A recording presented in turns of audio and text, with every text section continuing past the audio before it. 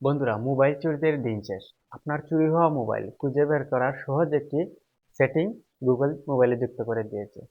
তো এই setting on করে রাখলে আপনার মোবাইল চুরি আর চুরি করে নিয়ে রাখতে পারবে না। তো এই সেটিংটা কিভাবে অন করবেন আমি দেখিয়ে দিব। তো চলেন মোবাইলের স্ক্রিনে। তো প্রথমে মোবাইলের সেটিংয়ে চলে আসবেন। তারপরে নিচের দিকে স্ক্রল করবেন, এখানে দেখেন গুগল লেখা আছে, গুগলে ক্লিক করবেন।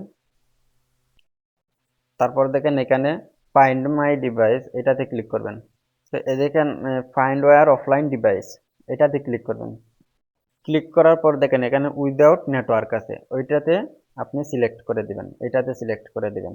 এটাতে সিলেক্ট করার কারণ হলো আপনার মোবাইলের নেটওয়ার্ক অফ থাকলেও চোর যখন আপনার মোবাইল নিয়ে যাবে তখন কিন্তু সিম ফেলে দিবে বা নেট অফ করে দিবে। তো এটা রাখার কারণ হলো আপনার মোবাইলের নেট অফ থাকলেও আপনার লোকেশন কিন্তু পাওয়া যাবে। তো আপনার যে মোবাইলের চুরি হওয়া মোবাইলের যে জিমেইল আছে এটা অন্য একটা মোবাইলে অ্যাড করবেন। তারপর সেম আবার এরকম যাবেন, গুগলে দিবেন। এ দেখেন ফাইন্ড মাই ডিভাইস, আবার সেম নিচের দিকে চলে আসবেন। দেখেন এখানে লেখা আছে ফাইন্ড মাই ডিভাইস ওয়েব, এটাতে ক্লিক করবেন। ক্লিক করার পর দেখেন এখানে চলে আসছে আমার এই জিমেইল আইডিটা কিন্তু একটা মোবাইলেই দেওয়া আছে, যার কারণে আমার একটা মোবাইলেরই এই নাম দেখাইতেছে। তো আপনার জিমেইল আইডি যতটা মোবাইলে অ্যাড করা থাকবে আপনার এতটা মোবাইলের নাম দেখাবে। তো আমার যেহেতু একটারে অ্যাড করা আছে তাই এটারে দেখাইতেছে।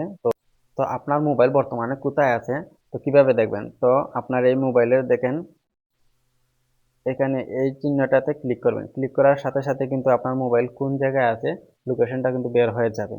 এই দেখেন,